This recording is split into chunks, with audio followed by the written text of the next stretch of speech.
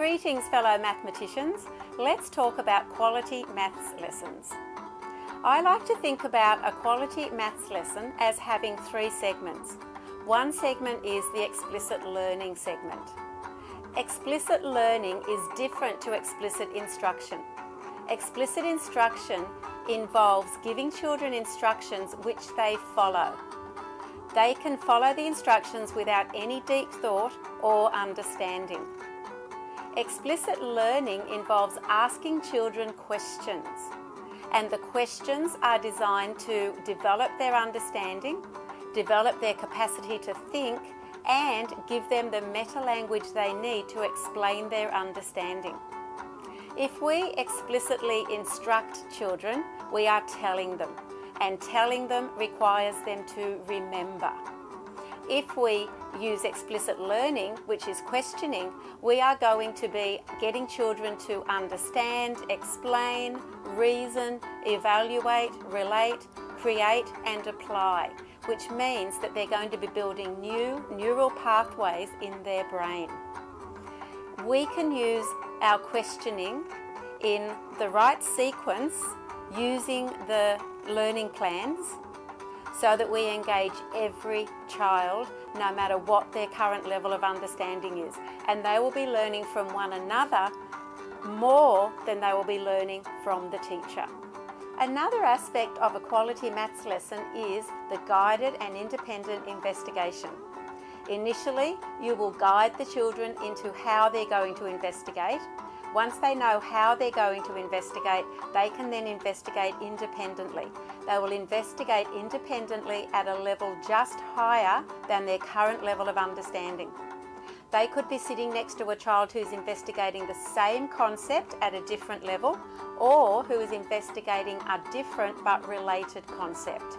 It's during the independent investigation that the child is developing their deep understanding of the concept, not during the explicit learning segment. They're also developing resilience, divergent thinking, and meta language to explain and record their new levels of understanding. Now, this will involve problematic knowledge, which is actually confusion. A word about confusion. Confusion means that your brain is seeing something that it doesn't recognize. It's seeing something that it hasn't seen before. So it is madly scrambling around looking for a relationship or a connection to something it has seen before. If it finds the connection, you get that "ah" moment. If it doesn't find the connection, it then settles itself down because it wants to learn. Your brain wants to understand. Many children give up during that moment of confusion because they think they're not smart enough to understand something. They don't understand that their brain is doing what it's programmed to do. It's searching for a relationship. When it doesn't find one, that's when your brain is ready to learn the new concept. If you give up during that moment of confusion, you haven't given your brain the opportunity to learn something new.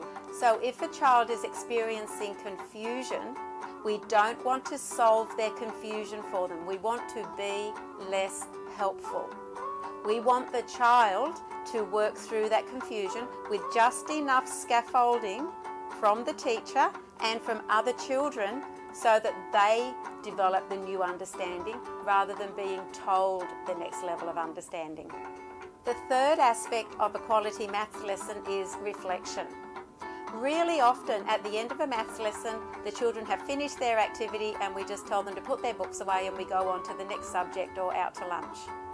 We're missing a vital opportunity for the children to assimilate their new understanding with their prior understanding. And again, there could be confusion there, but if their new understanding doesn't quite fit with their prior understanding. The reflection time gives them the opportunity to assimilate the two different levels of understanding and to make explicit their new understanding. They can discuss a reflection question with other people in the class, other children in the class, and then recording a response to a reflection question allows them to really develop deep understanding of what their new level of understanding is. They can look back on prior responses to reflection questions, similar reflection questions, so that they can then trace their development of understanding. Now, these three aspects of a quality maths lesson don't have to happen one after the other after the other. They can be intermingled throughout the maths lesson.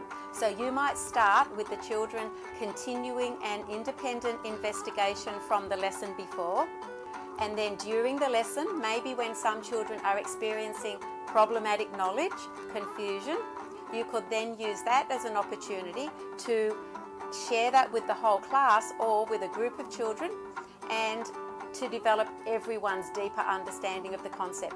The reflection question could be asked at the beginning of the lesson, and the children could be answering it during the lesson, and so on. So a quality maths lesson is flexible, is differentiated, and contains three aspects.